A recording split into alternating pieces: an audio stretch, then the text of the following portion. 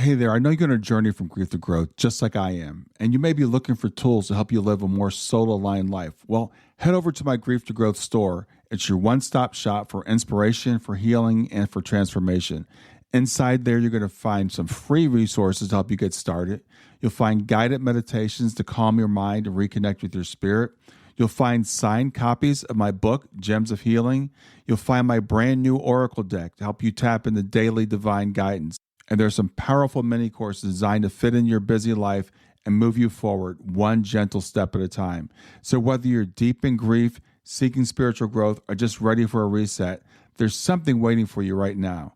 Just go to grieftogrowth.com/store, grief numeral 2 growth.com/store, and start exploring. Close your eyes and imagine. What if the things in life that cause us the greatest pain, the things that bring us grief, are challenges? Challenges designed to help us grow, to ultimately become what we were always meant to be. We feel like we've been buried, but what if, like a seed, we've been planted? And having been planted, we grow to become a mighty tree. Now, open your eyes. Open your eyes to this way of viewing life. Come with me as we explore your true, infinite, eternal nature. This is Grief to Growth, and I am your host, Brian Smith. Hey there, welcome to Grief to Growth. I'm Brian Smith, and whether you're joining us for the first time, you've been here for a while, I want to let you know I'm really glad you're here. This show exists for those moments in life when life breaks you open and you need to know there's something on the other side. We talk about grief, we talk about loss, about the questions that most people avoid. What happens when we die? Are people that we've lost still with us? And is it possible that love doesn't end when a body does? And I believe it doesn't. And every guest I bring on helps us make that case a little bit more clearly. Today, my guest is Christa McDonald. And Christa spent more than 20 years as a hospice nurse, standing at the threshold between this life and whatever comes next, watching people take their final breaths and paying close attention to what those moments reveal. She's the author of 8 Lessons that Dying Have Taught Me. She's the founder of GLAD, G-L-A-D-D, Grieving Loss After Death and Dying, the world's first international online bereavement community. And she's a speaker whose work has reached grieving people around the globe. She runs a hospice home and has made it her life's mission to change the way we think about death, dying, and what it means to truly live. In our conversation today, Christa and I are going to explore ideas that might unsettle you in the best possible way. We'll talk about what really happens when someone dies and why she believes the person and the body are not the same thing. We'll dig into the myth of closure, why it may be one of the most harmful things we say to grieving people. And we'll take a look at what it looks like to stay connected to someone you've lost even after they passed. We'll talk about broken heart syndrome, which turns out to be far more than a metaphor, and about one of the most underrated and undertaught skills that many of us can develop, how to be truly present with someone who's dying. If you've ever sat with a loss so deep it rewired you, if you've been told to move on and it's something in you just refused that, if you've wondered whether the person you've lost can still somehow feel your love, this conversation was made for you.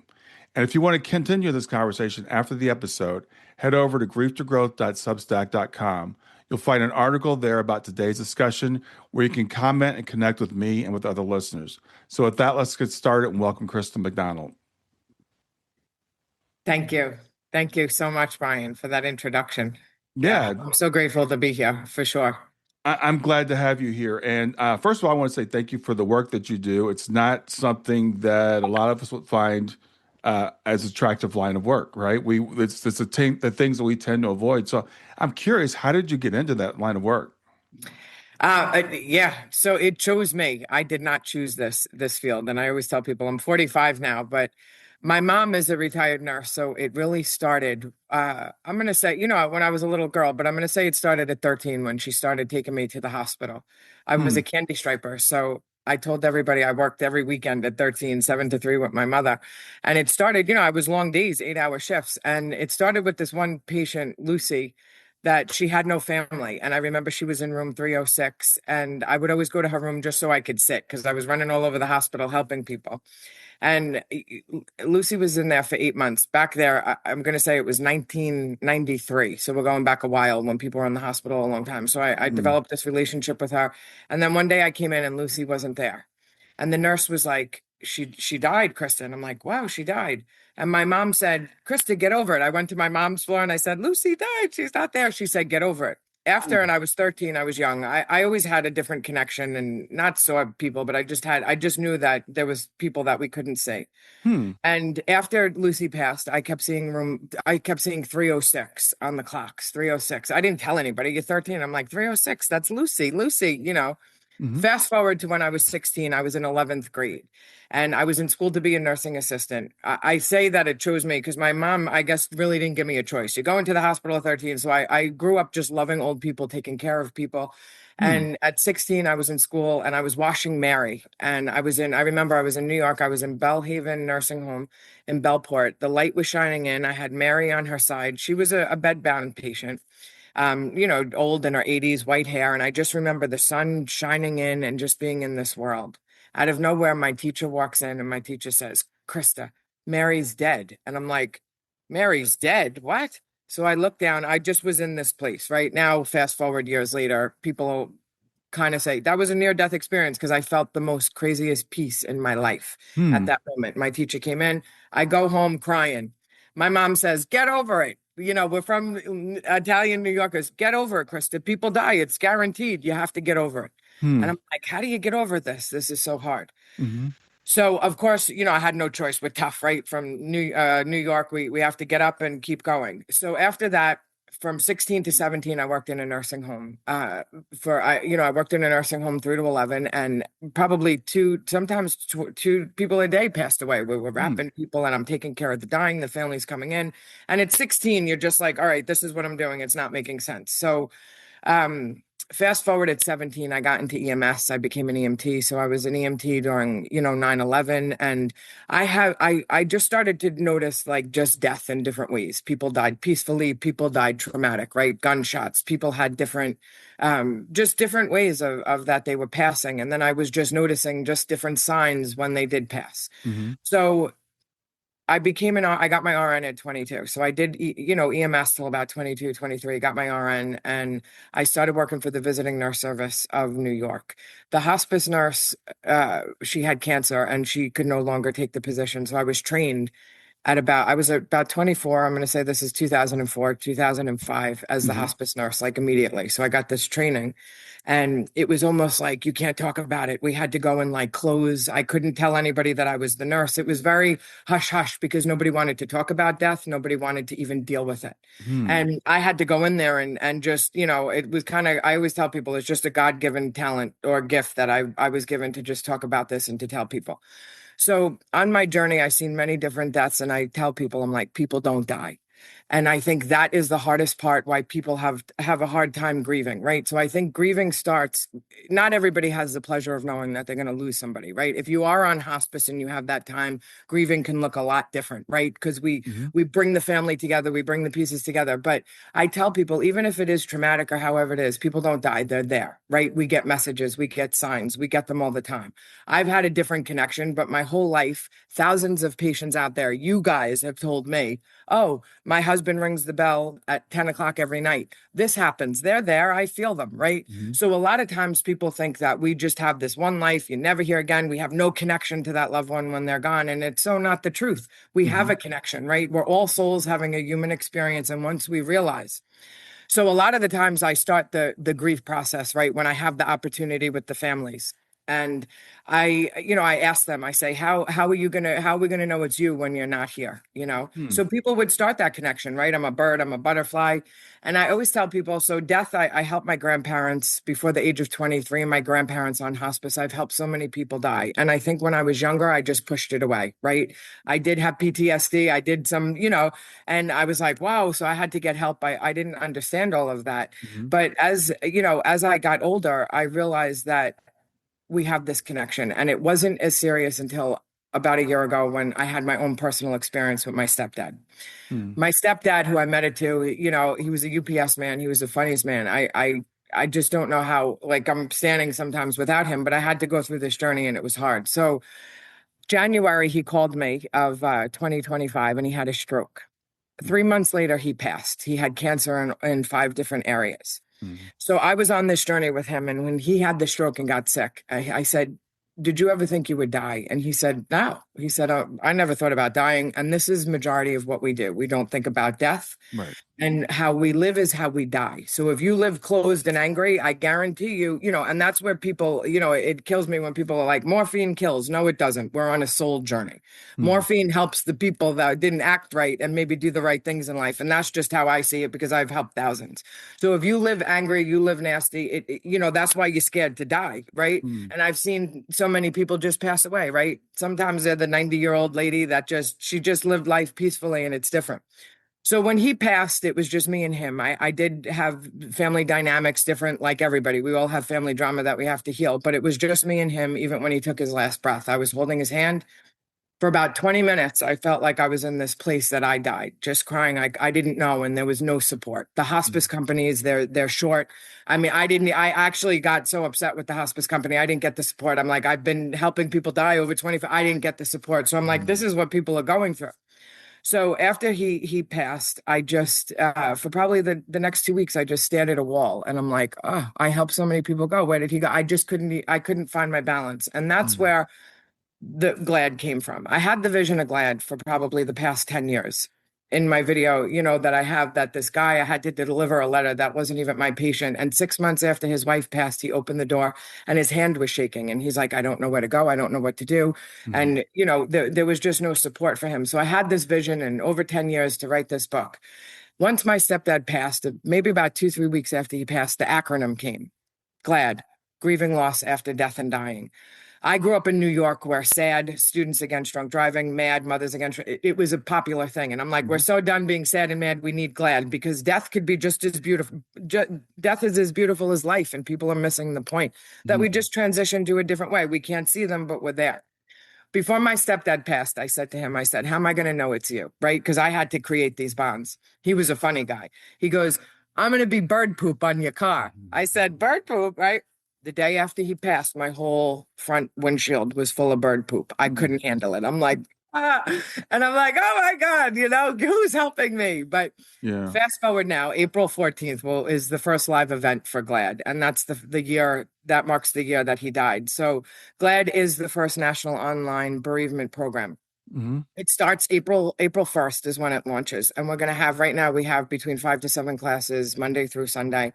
We have amazing grief coaches that we've hired. So we have that part. Then we have the other part that's a 24/7 bereavement hotline, like a suicide hotline, because there's nothing. The people don't realize how much suicide there is over loss. Right. I think that we live in a grief avoidant society, and people Right. need to realize everybody, right? They go to Tony Robbins for a guarantee. I'm going to give you one. You're going to die.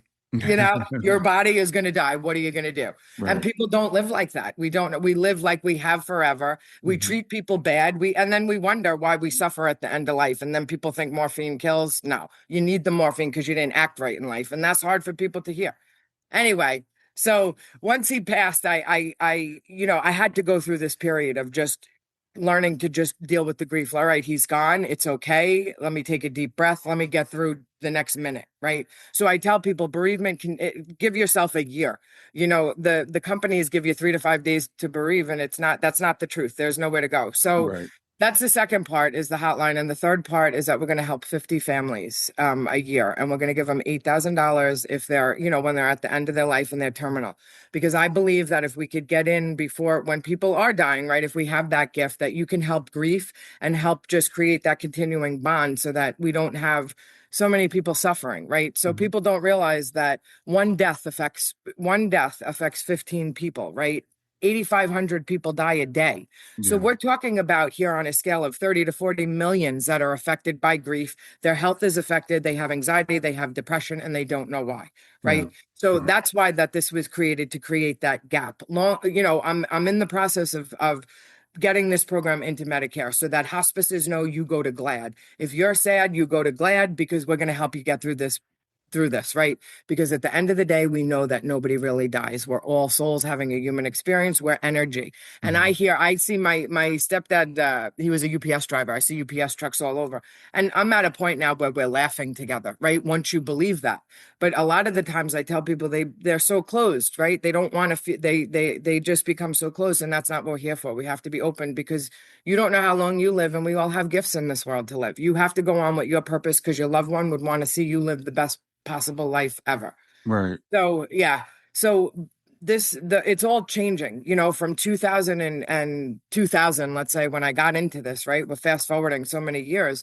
Death and dying is being talked about. Back then, I couldn't even let anybody know I was a hospice nurse. Like, don't tell anybody you're dying when we all are going to do it. So Right. I think as a community, and I feel the big shift coming, and that people are aware. All right, people don't die. I have one life. Let me live better. Let me be conscious of who I am. Hmm. And that's really what I think. There's so many pieces to this. It's not just death, dying, but you want to live the best life possible because you won't get as much morphine. I have thousands of testimonials. I see the people that are good people. It's nothing to do with religious. I don't care. It's not about religion. People at the end of their life, they write letters to God. They say, God, Jesus, whatever you call him. If you don't believe in God and Jesus, call him Big Bird. I don't care. But there's a higher power that's not in control of us. And I always tell people, everybody says, what's one big lesson from my book? And I'm going to give you the one big lesson is presence. Presence. Mm-hmm. Because people, it's the number one lesson. Because in my career, I always hated to make those phone calls. Like, they're dying. Can you come? If they're in the excuses I get, I can't come. I can't do this. Like, somebody's dying. Like, who are we? What has happened to this society? People are dying. We need you. Right. Be present, even if we don't have to say words. Even with you, there's no words. There will Mhm. never be any words. But I'm going to tell you, she's still here. So why do we have to say I'm sorry? Connect with her differently, and she took you to these places, right? People take us that we can't see to places. Hmm. So when you're in that sacred space, or you really put yourself out there and you're present, if somebody's dying, you know that they're sick. It's not about the blessings, but I'm telling you, your whole life will look different because that's what we're here for. We're here to support each other on a soul spiritual level. It's not about money. Nobody takes their money with you. They Right. don't take your things and your money with you. Nobody does ever. You take your legacy, who you are, that's what you take away. So I always Mhm. tell people, write your legacy now. Start writing it. If you die, you want people to know that you're a Costco member, Amazon member, or you wrote a book and changed the world. It's Yeah. your choice. You choose it, right? Right. Because when we're angry and we keep this all inside, it hurts us. And that's not what we're here for. So there's a big message, right? We want to spread a lot of love, but people are going to die. So how are you treating that person? Because they might not be here tomorrow. And I could tell you thousands of stories everybody took for granted. And I even did with my stepdad. Hmm. So that's I can keep going, Brian. I get passionate. Yeah, I can tell you're passionate about it. That's great. I love when people are living their passion.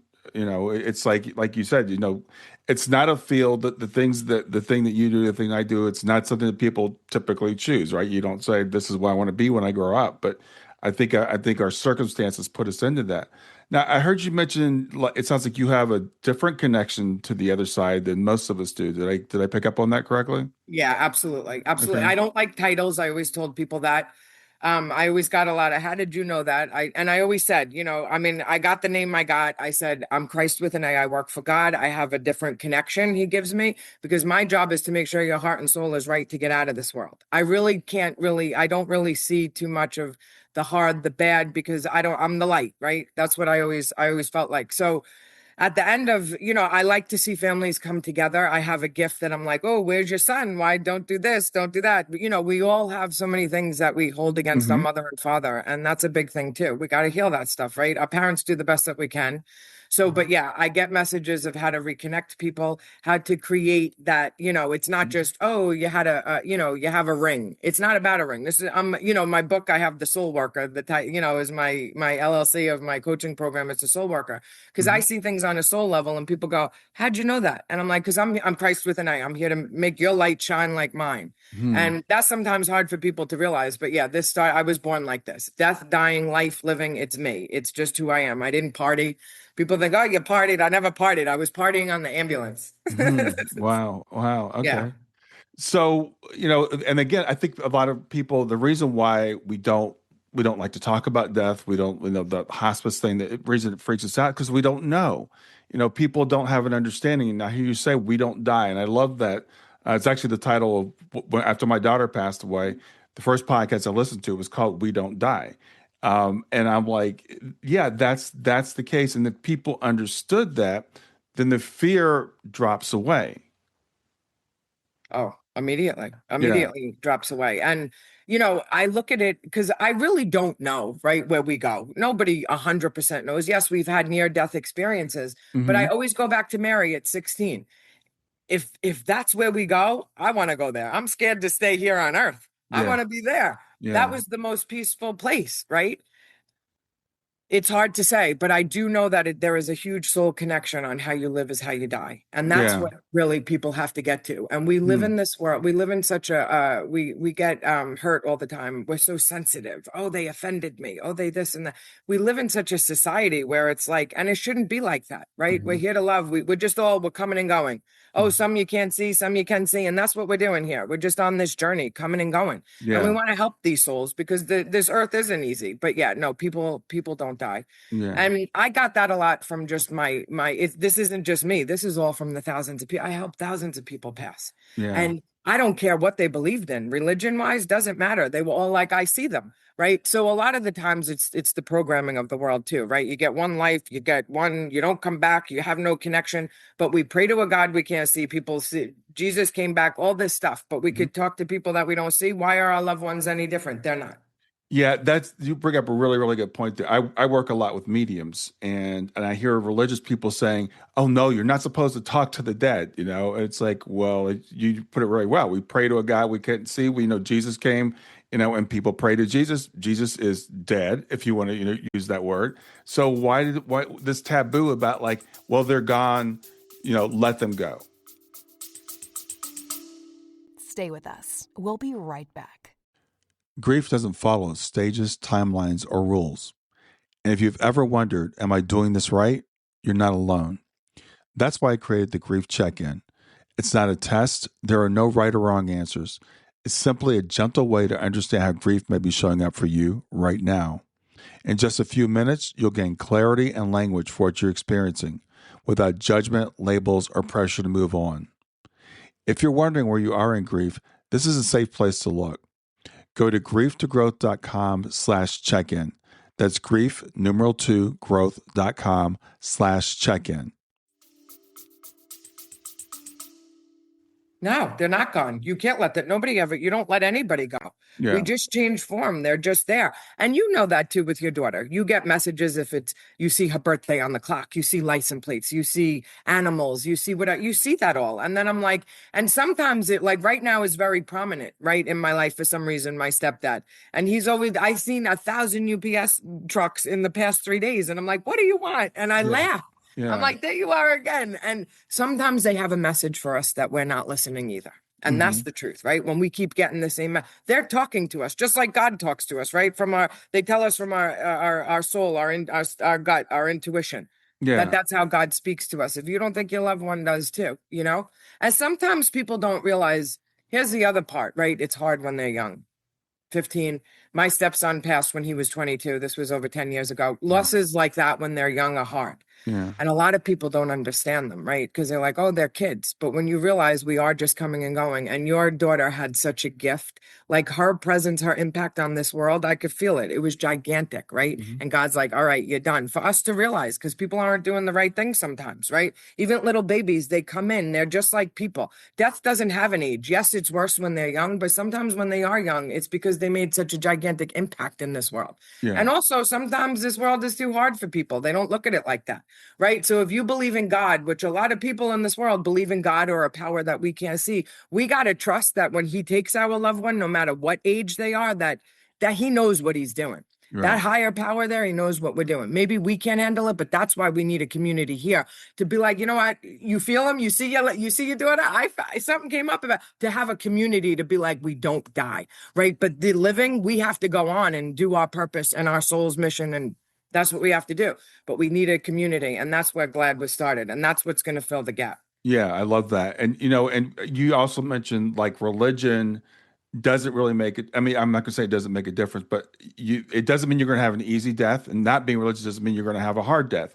It's really that connection. I love what you said. It's the way that Yeah. we live, because again, religion unfortunately, a lot of times cuts us off. It says that we die. I mean, they'll say that we're going to rise again someday, but there's still this idea that we're gone and we can't communicate with them. And that, I believe, is, you know, it doesn't take the grief away, knowing what you and I know, but it softens it. It makes it so much easier. It does. It does. It does. And I said that about religion, right? Because having my job, it's hard, right? Because I people are like, what do you think? There's 10,000 religions out there. There Yeah. really is. Yeah. And not one of them ever told you like you don't really die. So yeah, people absolutely do suffer, just and I find this is a hard one, but sometimes the people that are so religious have a hard time at the end of their life because Right. they've been so stuck to this one way. Right. And it's made them judge people. And they It's made fear them judge judgment. their family, their friends, Yeah. their children, and it sets them in this place. And then they wonder, like, so yeah, it has, and like I said, I have helped atheists. I've helped people that are handcuffed to the bed pass. And the two words that I've heard over and over and over thousands of times, please God, please Jesus, I'm sorry, forgive Mhm. me. I never heard, like Islam, a Muslim, a Christian. I never heard, please Christianity, please Islamic. I heard God and Jesus my whole career. That's why I said, I call him God, call him whatever you want, but we're not in control. Yeah. Now, you mentioned earlier, you said something about morphine in people passing. What was that? Explain that to me. So at the end of life, right? Because people think you just take your last breath and you pass. That was Mary. Mary just took her last breath. After Hmm. that, though, it was just traumatic death. And then especially on hospice, right? So I owned a hospice house. I've had the pleasure of almost 10 years traveling America as a hospice nurse. So I've worked in a Hmm. lot of inpatient hospice houses. Mm. And people think that inpatient hospice houses are just where you go to peacefully pass. And it's not. You need to have uncontrolled symptoms. A lot of people at the end of life, because they didn't, right? My stepdad needed some crisis care. He never thought he was dying, so he didn't do the work, right? When you don't think you're dying and all of a sudden you're dying, and he realized that he didn't live the best person he possibly can in this Hmm. world, right? Hmm. So when people are dying, the body shuts down, right? On a physical level. And they shut down. A lot of people are scared. They didn't do what they wanted to do. They didn't say what they wanted to say. Some of them, right, were handcuffed to the bed, right? Who Hmm. did you kill? I don't know. So when the body is like shutting down and the soul is like, oh my God, and everything's fighting, people need morphine, right? I've seen people, and this is where the hospice, the inpatient hospice comes in, because it's like an ER, right? They go in, we're putting IVs, we're putting morphine IV to Hmm. control their symptoms because it becomes a ray. And then Hmm. what happens is because the at the end of life, the terminal agitation, the restlessness, all of those symptoms become unmanageable, that they need medicine, right? So Okay. once they start getting lorazepam or morphine or something, it calms the body and it Right. allows them to Right. die. But people don't realize that your loved one was a crazy person in life, right? Once the person dies, they're like, oh yeah, he hurt this one, he did this, he did that, he did that. And you kind of see that they didn't live the best life. So how are you going to have the best ending like that, right? They're Hmm. scared. So that's where all this medicine comes in. And that's where I'm not a morphine, like if I could avoid medicine, I'm going to go to your heart and soul. We're going to get your son in here, right? We're Hmm. going to get your long lost daughter in here, and we're going to fill your heart and soul before you pass, and your family's going to remember peace. Not you Hmm. getting stuck with morphine because you didn't fill your heart and soul and live your life. So when Yeah. people say morphine kills, it kills me. I'm like, morphine doesn't kill. Right. Believe me, I've had people give bottles and they go, Krista, they didn't die. I'm like, morphine doesn't kill. This is a soul journey. Right. Let's write them a letter. Let's talk to them. Let's get people on the phone that they haven't. Let's say those things that they need to hear. It's not just about, oh, it's okay to go. People sometimes need to hear, I'm sorry, I love you, whatever it Yeah. is. Yeah. So at that end, like that's where so much comes in. I have a gigantic download to help people Yeah. heal in that aspect. So if I hear you correctly, it sounds like you're saying that agitation is coming more from a soul level than a physical level. 1,000%. Okay. 1,000%. But this is hard to tell the world. They don't want to hear that. They want to Yeah. say, you killed my loved one with the morphine. No, your loved one needed the morphine because they were there's people I could tell you, Brian, that there's people I seen flip out of bed. I'm like, what happened? Like the end of, this lady, I remember I remember she said to me, she goes, I hate God. She was a pagan. I don't know. I remember, whatever. I don't follow all of that, but Hmm. she hated God. And I said, oh my God. And the daughter was so upset because the daughter's like, who's this mother? 2 hours later, the lady was like, flips out of bed, snaps her neck. She was still alive. And I'm like, well, I could tell, that's one story, but I could tell you Hmm. things that are like traumatizing to me that I'm like, Yeah. what the heck happened? So, and people don't understand that energy is real too, because even in my hospice house, when I had somebody passing, right? He didn't tell the truth on some things. He had a baby with somebody else. My lights kept going off in my house. My refrigerator doors kept opening and closing. Mm. And because we had to get the energy right. So I got to say my prayers. I got to bring in the light, and the end of life is not beautiful. And that's why this world wants to blame it on morphine, but you got to blame it on your soul, how you acted in this world, what you did, right? How do you wake up? How do you treat people? Do you say thank you? Do you say I love you? Are you scamming people? Yeah. Because eventually that nobody wins when you're not doing the right thing. And Yeah. this, you got to be obedient somehow if you're scared of death. So the people that are scared of death, I'm like, how you living, buddy? Yeah. Well, that's interesting because it sounds like people are maybe scared of judgment. They're like, okay, I know I'm not quote right. And you said the woman that hated God. It reminds me of a book I read many years ago called The Irresistible Love of God. And this guy was making a case for universalism, that we all eventually are reconciled to our maker. But his point was, if you really knew God, you couldn't hate God. And so it's that projection of the judgment. And Jesus said, judge not lest you be judged. And that the more meditate on those words, what I think he was saying is, if you're a judgmental person, you're really just pointing at yourself. Exactly. Yeah. Oh, I got chills. It's so true. It's Yeah. so true. So that fear that we have, again, it's the fear of the unknown. It's the fear of judgment. It's the fear of God's not going to approve of me. It's the fear of I don't know what's next. And so all the things we're talking about can reduce that. But I want to go back to what you talked about Mary at the very beginning. Would you call that a shared death experience that you had with her? Looking back on it, absolutely now, but I Mhm. do feel that because people that know me, they're always like, Christa's weird. I feel like half of me just lives in that sense too. So Mhm. people are always like, how do you do this, Christa? And I'm like, I laugh and I joke. I tell people I'm a mummy because I don't have any medical diagnoses, but I've had like 14 things removed in my body. So I'm like, maybe I'm a mummy. Who knows? I don't know.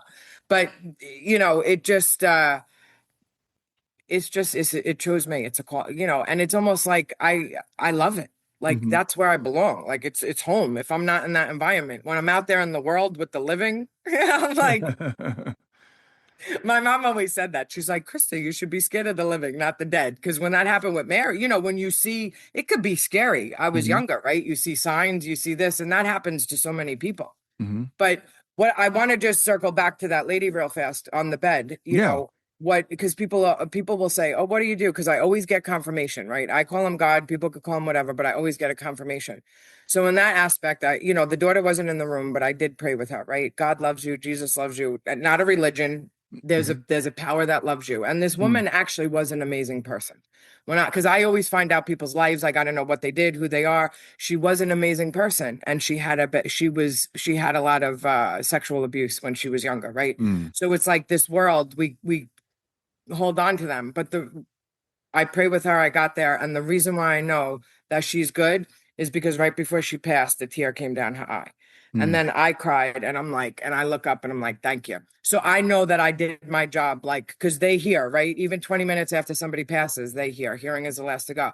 So would I go hard? And a lot of times families can't handle that. I'm like, you leave, I'll get them there. I'm like, I love you. You got this. God loves you. Jesus, you did a good job. Job well done. Because the truth is all of us do it. Even if we live angry in this world, we all have amazing, beautiful gifts inside of us. Every one of Mhm. us, even if people think, there's evil, is pain. That's what's on top of us. So Yeah. as people want to hear, and that's what she needed. She needed presence. She needed to hear that she did do an amazing job. I don't care that she didn't love God. That wasn't her truth. She Mhm. was a good woman. She didn't kill any, she Right. had pain. She Right. had pain. And that's what people don't understand, that we're covered with pain and people look at it and judge us for it. Yeah. Now it's interesting because you're a hospice nurse, but as I hear you speak, I'm getting like death doula. There are people that help people pass in the other world because it sounds like you're doing more spiritual work than physical work. I'll tell you, Brian, I have a lot of titles, right? I got my death doula certification. I have a life coach certification, death search. I have every type of certification, but I really I tell people I help you live, die, grieve. I help Uh, you get through that whole thing, right? I could be a life coach, I could be anything you want. But yeah. the truth is that people will die. People don't really, the physical body dies. People don't really die. You have to start that connection before they pass if you have that opportunity. But Hmm. if you don't, here's the other part, right? Like I'm 45, but if something does happen to me now, I'm prepared, right? People don't want to think about their DNR, their healthcare proxy, their what, like when and I'm excited to go. My boys know when I go, I want to be a diamond because you Mm, can take the ashes. It's like $2,000, you become a diamond, right? Plan your death. You could become a tree. mhm. And, so many family issues happen because people don't talk about it, right? Yes. Only thing guaranteed in life, we're all going to die. So what do you want yours to look like? You want to be cremated? You want to be a rock? What do you want to be, Right. right? If I die, put a beneficiary on your bank accounts. People live so selfish, right? But when you die, you don't take that with you. So I've just seen families, even wives, like husbands don't put the wife as a beneficiary. Why? You're going to die. You want to leave her suffering? Right. Would you want that happening? So how we live is how we don't want that. And that's what I want to change. That death, it's the only thing guaranteed. Let's look at it different. Let's be like, it's okay. Hmm. And, that's why this is not just glad. This is a movement. Like it's a shift. It's a big movement, like mad and sad, so that Yeah. people know where to go to. Yeah, what you say, it is something that I've said myself. It's like, there's an old saying, the only thing guaranteed in life is death and taxes. And I'm like, no, it's just death. It's like when you draw your first breath, the only thing, literally the only thing that's guaranteed is that someday you're going to draw your last breath. And again, we have this fear of it because for a lot of people, it's like, I look at it, it's like you're running toward a cliff that's just got a big black hole, right? You have no idea what's on the other side of that. Of course, you're going to fear that. And even religion a lot of times doesn't help because it doesn't really tell us practically what do we do? What's it, where do we really keep going? And when my daughter passed, I had known about like near death experiences. I knew about mediumship, stuff like that. I knew people did continue, but I didn't realize I could still have a relationship with her. And that's the thing that I think is really missing now. Even if we do believe, yeah, we'll see him again someday, we still have to let go. There's that letting go, and people tell you to move on or resolve it or whatever that is. I know. And I mean, your daughter is so beautiful, right? And when I say stuff like this, but when things keep coming in my head a million times, I have to say them. So Yeah. your daughter was an earth, she's an earth angel, right? She is. And people don't believe that, right? You come to this world and that's why it stinks. And it's hard to express that about children. But when I see her, she was an angel. You could see that. Hmm. She came here, right? We all have different purposes, as hard as the physical part of it is, but that girl, Yeah, she's and I beautiful. appreciate you saying Like that. not just physical, her soul. She has, Right. and she's been, and that's why I see your grief. This is because of her, right? So you're shining, and it's all together. I Yeah, love it. I can't explain it 100%, but I completely agree with you, and of course we all think our children are special. But I was telling you before we start recording, I work with helping parents heal. I found it shortly after my daughter passed away, and I just interviewed a woman the other day. Her daughter was 19 when she passed, but this girl, and I never met her, of course, but you could tell she was, and she goes, when she was 4 years old, I would say something like, when you grow up, she goes, I'm not going to grow up. I'm not going to have children. She drew the scene of her accident. She passed in a car accident. She drew the scene of the accident. She told her mother, she knew that she was only going to be here for a short time. And I've had the privilege of talking to a lot of parents who've lost children young, and they all have this like special quality, that the way that they live. So this was introduced to me 6 months after she passed. I was talking to a medium, and she told me, this exact same things you're telling me. yeah, no, she's and that's the hard part, that for parents to explain that, because here's the thing, right? Death wakes you up, right? It Yes, changes you. It changes you at a core that you can't even explain, right? yes, So your soul needed her to come in and do this. yes. Right? It needed you so that your soul awakens, and now look at you changing the world. But if we look at it like she had to die, she didn't die. She just changed form. She had to change form because you weren't getting it right. And that, right? She's here to help us, all of us. You're here to help me. I'm here we're all here like that. Children are a hard one because a lot of those children, they are earth angels, right? Hmm. We can go deeper into that, but we'll keep it, where it is now, because it can go really deep.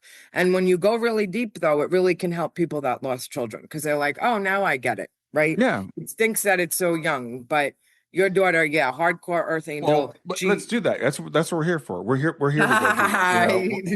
deep. We're not here to talk about the surface because I want to answer the hard questions. People who have lost children. I'm thinking about a person right now that just lost her husband, just suddenly, at the age of like not even 60. And these are the questions. I mean, you hospice, okay, one thing, your 80-year-old, 90-year-old grandmother passes away. We can pretty much accept that. But let's talk about the hard cases, right? Why do some people only get, 15 years or 50 years? All right. I'll go deep here for you. It's because I just see it differently. It's hard. I haven't articulated it like this to the world, but Yeah. I'll go there. So we're all, if we realize that we're on a spiritual journey, right? I'm a physical, you know this. We're a body. I'm a body. I'm a soul having a physical experience. But when people die, right? And this is why my job is so important. And people, the thousands of people, it's not like, oh, I help thousands of people. If I don't get that heart and soul right, they come back and do it again. So reincarnation is hard for people because religion tells you don't reincarnate. If you don't believe in reincarnation, I can't help you Hmm. because you will be so lost in this world. So Hmm. reincarnation, right? So a soul dies, right? A traumatic soul dies.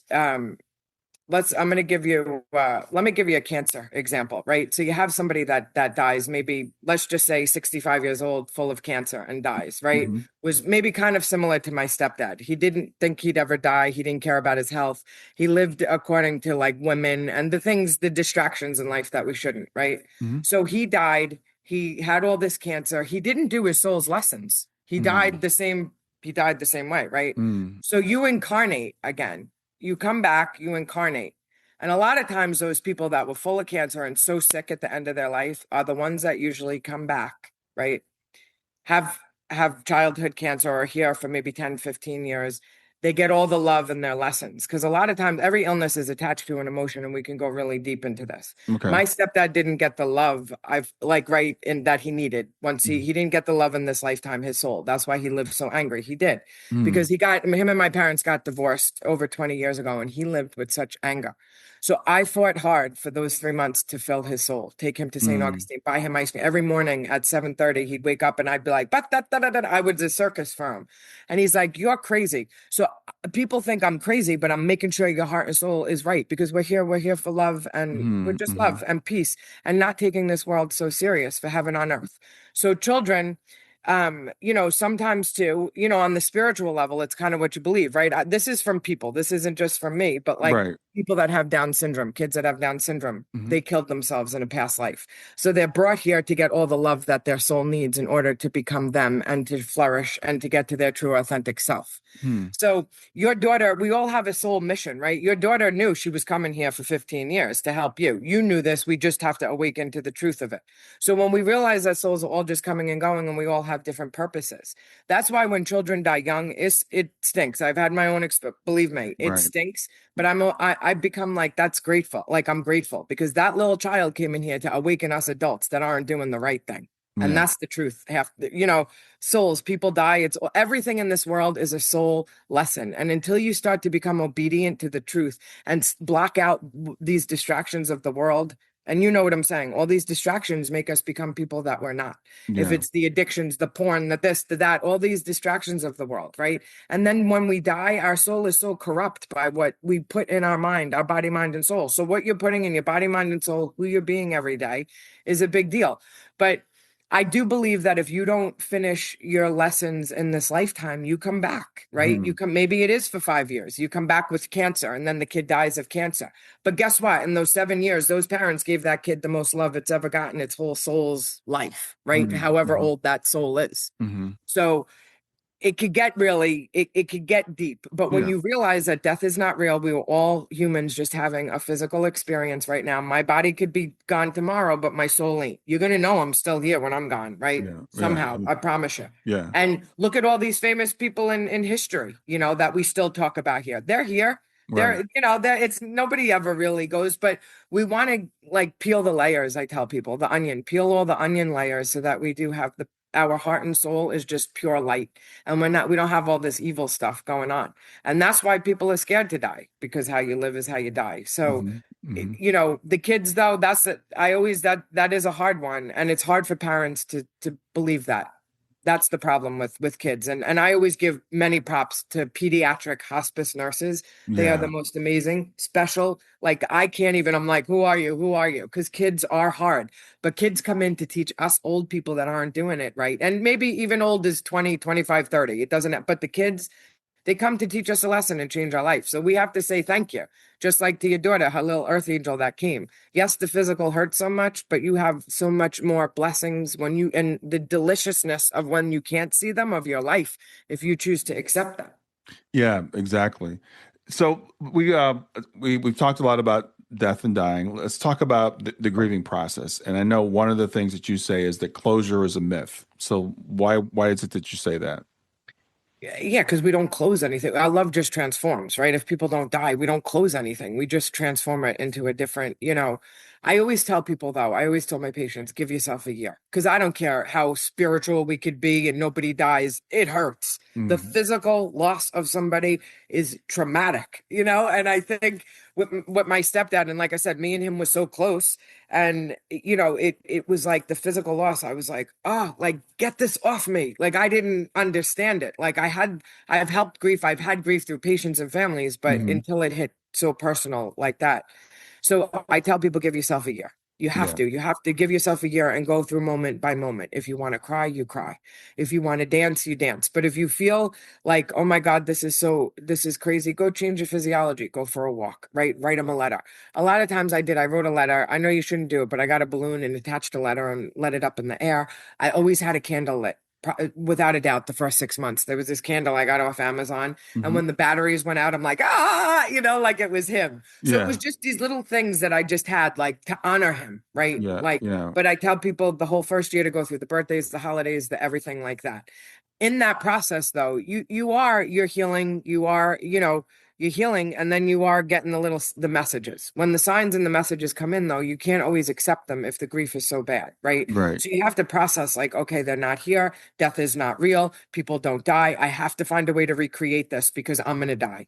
Yeah. you know and there's so many people's houses that I went into too that they had shrines all over their house because they didn't grieve properly, and it's been 25, 30 years and they still haven't grieved the loss. Yeah. So the first year, and it's day by day, minute by minute, and that's why this hotline, right? Because if something happens, or you feel like in the middle of the night, you call, and it's a live grief coach that you can get to talk you through it.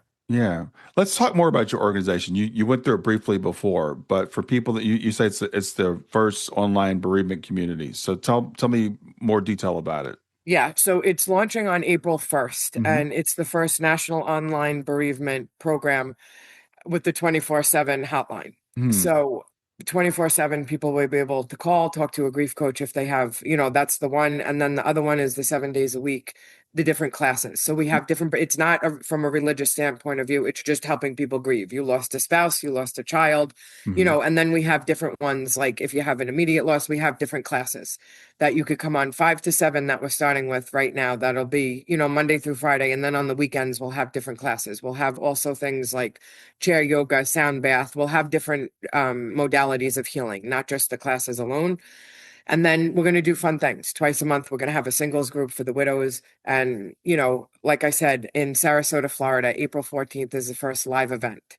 And ticket sales are going to be on coming up this week. So we'll have 150 people just in a space to just hold space together, Oh wow. just for the grieving. Yeah. And then in May, we're going to do a 5K walk. It's going to be the last walk that people come. We're going to have one in Austin, Texas and Annapolis, Maryland, that people come for the last walk so that we could just walk and just love and honor our loved ones that passed, Oh and to wow. celebrate them more, because we're not, people think, oh, you're dead, don't talk about them. No, they're really alive and they're really helping. They're helping us.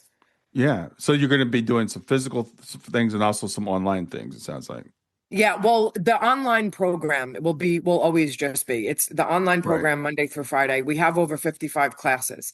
And then the event we're going to hold for right now, I want to hold it 4 times a year, a live event, so that people can just come together like 4 times a year and just physically support each other, because that's what's missing, the presence. It's the first lesson in my book. It's people being seen. Yeah. We can't take this world so serious. We don't have to clean the bathroom. We don't have to do anything because you're going to have to die one day. And what does that look like? Yeah, well, the thing is that we don't know how to properly grieve, and then people, the person in grief doesn't feel like they can be themselves. They can't, their people are tired of seeing me sad, et cetera. The person that's trying to support them says stupid things. They don't know what to say. So it gets very Yeah. awkward. And one of the things about grief, I believe, is we're not meant to do it alone. The idea that you just suck it up and do it alone is Yeah. not the way we're meant to operate as human beings. Yeah.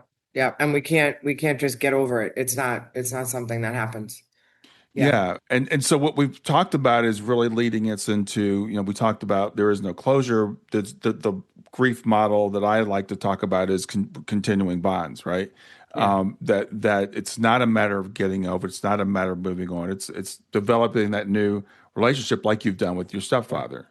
Yeah. And don't ignore it, because that's what people do too, right? They might see their birthday and they're like, and they just shut it down. But if you see something and if you just cry out of nowhere, they're there with you. They're telling you, right? Because all of a sudden I'll just cry in the beginning. I just cried and I'm like, oh, and I got chills or something. And I'm like, that's them there, right? If I saw the UPS truck, they're telling you, I'm here, I'm here. And Yeah. people, they don't know how to grieve properly. So they shut it down. And then they just stay in this place and then, right, anxiety, depression, so on. Yeah. Yeah, it's interesting you say that 'cause I heard a medium say it, and it really flipped me on this thought. People say I was missing them so much, I just started crying, and they think it's because of their absence. And this medium said, no, it's because of their presence. It's because you're actually feeling them. Yeah. And I've been sharing that with clients, and it just totally changes everything, right? Suddenly Yeah. you have this grief burst out of nowhere, Yeah. and and it's because you're feeling them close to you. Yeah. Oh yeah. And it could happen. I mean, it still happens. It happened like 2 days ago. This one Led Zeppelin song comes on. Thank you. He loved Led Zeppelin. I wasn't a Led Zeppelin, but he loved Led Zeppelin and the thank you song. And I'm like, you know, and I couldn't, and I knew that it was him because, life, he knows what I'm going through. It hasn't been 100% easy. And Yeah. I felt like he just came in and he's like, it's good. And I was like, and I needed that. And I'm like, thanks, because he was always there. I would text him, right? But he's still coming in for me. Yeah, He's and still see, coming in. and that's the perspective that we really want to help people get to, right? As opposed to people saying, it's been a year and I'm still crying, what's wrong with me? Yeah. It's more like I'm crying because the love is still there. And instead of hearing that song and crying and feeling bad about it and saying, I wish I hadn't cried, it's more like, yeah, that connection is still there. It's still So there. that's a total 180-degree flip from what a lot of people are saying about grief, because it's like, get over it, put it behind you, and move on. Yeah. And yeah, it doesn't work like that. No. Yeah. Yeah, it doesn't work like that. And when you realize, like in the beginning of grief, like I tell people too, I mean, I was struggling for my life the first 3 months. I went on a jet ski. I remember I said to my son, I'm like, get on the jet ski. He's like, what are you doing? And we went on this parasailing because I felt so dead that I was Mm. just reaching. There really isn't like, there's no formula. I'm like, Mhm. cry if you want to cry, but try to always go back to the good memories and the good feeling emotions when you go there. But I was reaching for like life in the Yeah. beginning. I And really was with no thank you for support. sharing that, because none of us gets to bypass this. No. The people will say, "Well, Krista, you've been around death since you were 13. You've done all this stuff. Why did it affect you this way? It shouldn't have. You know that he's still here. It still affects you. We still have to go through it." It does. And I think the physical, like when he actually was passing and me holding his hand, when you bring up the near death experience, and it made me think of how many people were like this. So I was in that bed. I mean, I remember, on the side, like in the bed holding his hand for like 20 minutes. And I couldn't breathe, Brian. I was like, and I'm like, Krista, you did this thousands of times. And then I was like, Right. how many people like, I wasn't there for every death. You can't be, right? Right. And I'm like, Right. how many people went through this part Yeah. Yeah. that can be traumatizing? Because you're just like, what just happened? And it was almost like, it brought me back to Mary, where it was like, what? And then with my stepdad, I was gasping for like, I couldn't even breathe. And I was like, what's happening? So even that's why I say the death, dying, the living life, death, dying, the dying part, people don't, we don't talk about it as much because it's so traumatizing. And I had a patient's son call me yesterday and he said, Krista, I keep thinking about her ending. And Mm. right. And whatever I say, I'm like, nope, we can't go there. It's not about somebody's ending. And we don't talk about that. So an ending can be so traumatizing, and that doesn't, and people can't grieve. How do you grieve when you're traumatized by the ending? Right. Well, the ending that does haunt a lot of us. And I want to ask you, have you seen terminal lucidity? Have you seen people, suddenly who have dementia become lucid? And have you seen people like talking to loved ones as they're crossing over? Thousands and thousands and thousands of times. It's like thousands of times. Yeah. They talk to the oh, look, there's so and so. I'm like, oh, you're going, yeah, and I've seen people, I've thousands of people. Heard Jesus. I really have. Yeah, and Jesus. Oh my God, Jesus is there. I'm like, yeah, and and I that's what I feel it want to I like want to communicate to people because people sometimes will think, I mean, again, not everybody dies in hospice, and they say, well, she died alone or he died alone. And I work with John Edward, and he always says famously, no one ever dies alone. I've heard a lot of people say that you don't die alone, and I love that someone said it's like you're not born alone, right? When you come into the world, as people welcome you in, you don't die alone either. no, you don't. But I tell people it goes back to how you live is how you die. People like to be alone. There's so many, I could, the thousands of stories, right? I'm like, just leave the room. They did their whole life Yeah, alone. yeah, No, I yeah. have to be here. Get over it. That's your ego. Wherever you are when somebody passes, you're supposed to be. People are like, I should have been there. No, you shouldn't have been. It was all planned. You weren't supposed to be there. And there Right. was some deaths where I'm like, thank God I wasn't there. Because that ending, you got to know that you're protected. Wherever you are, you're supposed to be. That's another one that people hang up on. Yes, I exactly. wasn't there. I'm like, Yeah, I was hanging out by the bed the whole time, waiting for them to die, and I went to get a cup of coffee, and they died yes. when I wasn't there. Yeah. Yeah. You And know. I've had families. I mean, I've always had to be strategic and I've been nice. I've never, because it's hard, but I'm always like, just leave the room for a minute. I said, I'm telling you, he wants to. And sometimes people have a hard time because when people are dying, they think they have to control it. You don't. You got to let it flow. You got Yeah. to let it flow. But Well, no, and alone, nobody's ever alone. alone can have two meanings here. So when I say no one dies alone, I mean they might be alone physically in the Physically. room, but there's somebody meeting them on the other side. And some people want that privacy. They don't want to die in front of other people. A lot of people want that private. You know how many Yeah. people die alone? I'm telling you, more people die alone than when people with people there.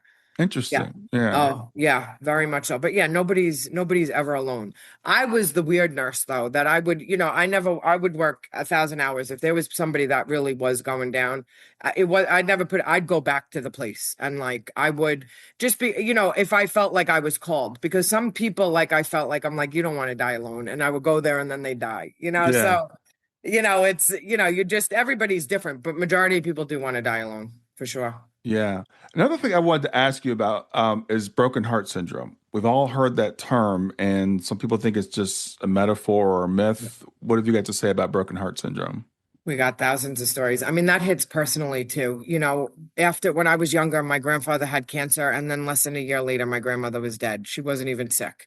My other aunt, she died, and like 6 weeks later, my healthy uncle had a massive heart attack and died. So I think that, I mean, that's just, two stories, but that's such a common story that of Hmm. broken heart syndrome. That's why GLAD was created too, because I feel like that if we do come in sooner, then if people have those support. But then I love those stories too, because then there's those people that are married 60, 70 years and that's their plan. They don't want to Yeah. be here without that person. I don't blame them. You know what I'm saying? So, Yeah. but Yeah. it's a real thing. And sometimes, we GLAD, right? Can come in, we can help that. But then sometimes I think people have just loved so hard. They're like, I'm out. I ain't doing this without this person. Yeah, You know, exactly. and they Because don't realize it. Like my aunt and uncle, my uncle was always like rough with my aunt. You never would think that they had the love of a lifetime, but they were married forever. When he died, he's like, "What am I doing now? I'm out." So yeah, yeah, and it's interesting because you're right. Everybody's got a different plan. For some people, it's like, yeah, your plan is to go on and have have a long life in the body here. But some people, I think about my sister-in-law. Her father passed, and I think it was 6 weeks later. Her mother was diagnosed with pancreatic cancer and was just like gone. I mean, like within a few weeks. yeah, And it was, and but that man was her whole life. And it's exactly. like, And they're happy. We're sad. People are like, "Oh my God." I'm like, "No, that's better for them." It right. is. That's yeah. Right. It's not always a tragedy. And that's the other thing about, I was talking with somebody the other day about the medical profession. Typically, doctors look at death as the enemy. Death is failure. We're not supposed to, people aren't supposed to die. But like I said, you and I know that everybody does. We Yeah. we want to make people comfortable. We want to do everything we can, but ultimately it's not up to us when someone goes. No, it's not. And about the broken heart, I'll circle real fast. Mhm. My nephew was like 23 or something when he lost his best friend in a car accident. His best Mm, friend just had a baby a month old. This was maybe like 7 years ago. And my nephew, he was 20 something years old. Maybe 2 months later, he was diagnosed with leukemia. mm, People don't realize that stress, the shock. I mean, he just had leukemia, right? People had non-Hodgkin's lymphoma. That's another one people are diagnosed with because it's like a nervous, like if you just get diagnosed, it's like a nervous thing.